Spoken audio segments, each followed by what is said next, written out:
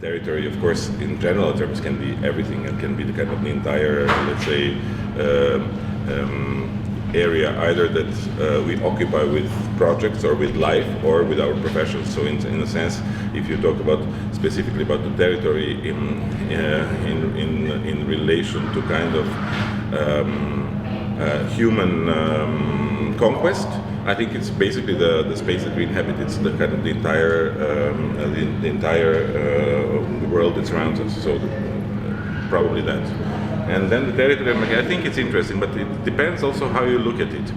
Are you looking at Marghera in relation to Venice? Because I think these are the two. This is the big kind of the polar difference in between these two things. Is what defines also Marghera, because it's at the same time complementary area to Venice, and at the same time so very different from Venice that in fact it becomes a physiognomy in itself. The difference in itself is what basically is the character of Marghera. No?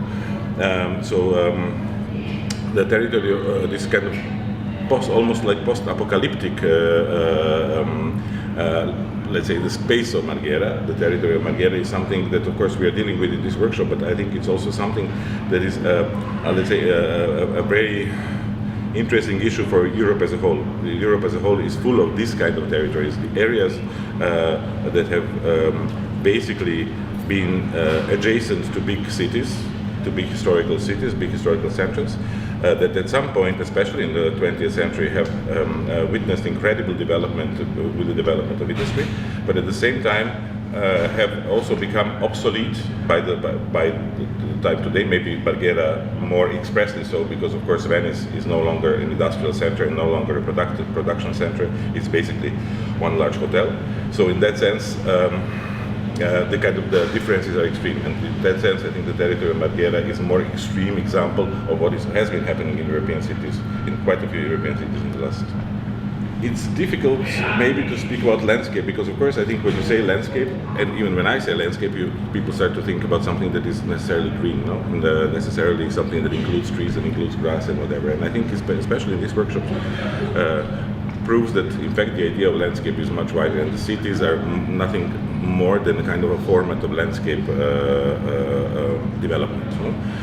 So in that sense, I think a landscape in an abstract sense is again like the territory, the world that surrounds us, and it also probably most definitely includes us, not only the products that we have made and not only the trees that we have planted and not only the trees that already existed there, but basically it's again the idea of the world.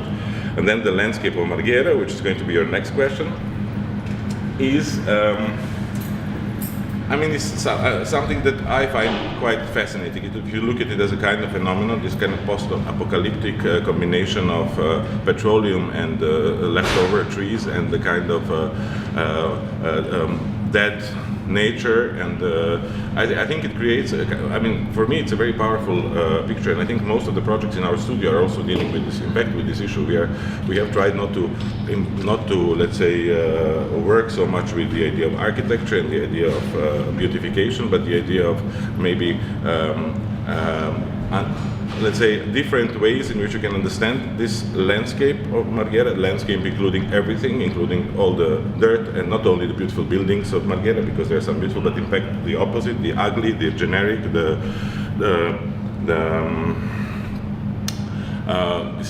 seemingly impossible to use things, and to let's say create processes that would over time maybe transform these areas into different sort of productive models of landscape again. No?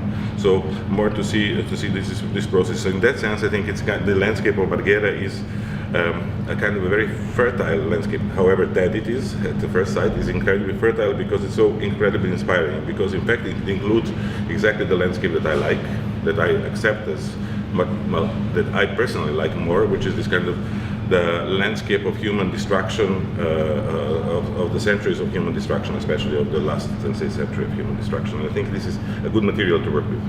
Of course, Jose Maria's question relates to relationship between time and architecture, and I think it's I would like to maybe not object, but maybe transform it more into the idea of the relation between the time and the project, because I think the project is something that is more important than architecture.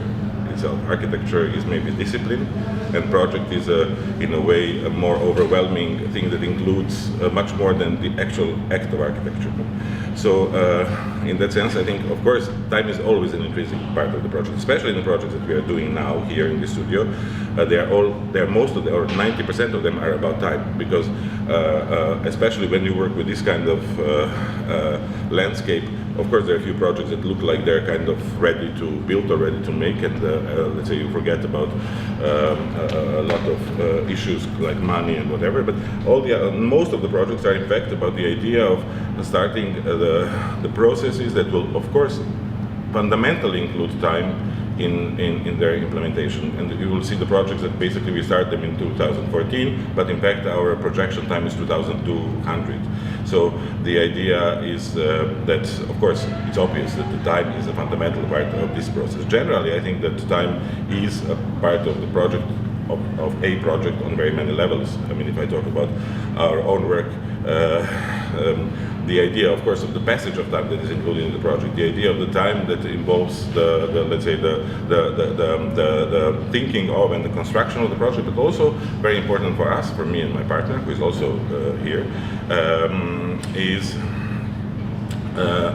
the idea, and this is, I think, why Jose Maria asked the question, because we discussed it last time, the idea that somehow the responsibility that we have as architects to kind of see our buildings through time, in whatever manner, in their ephemerality. If the ephemerality is it's the issue of the building, so the kind of slow destruction of what we have done in a kind of a certain very short period of time, or let's say the kind of the idea that the buildings have a certain time span and have a certain lifespan and are not built like a lot of students today think for the next website publication or for the next picture that you just come and take and then leave and abandon the project. So in a sense, even in that banal sense, I think the issue of time is quite important, especially, well, if you look at the work we do, I think it's quite obvious that also our work accepts the time that has been in the past, so in a sense relates to the time that is behind us, but also tries to basically project a certain amount of time that is in front of us. So in that sense, I think, well, of course, time is a material, it's like any other. I mean, we can talk about the nuts of floors, but we can also talk about the time as a kind of material value in a project.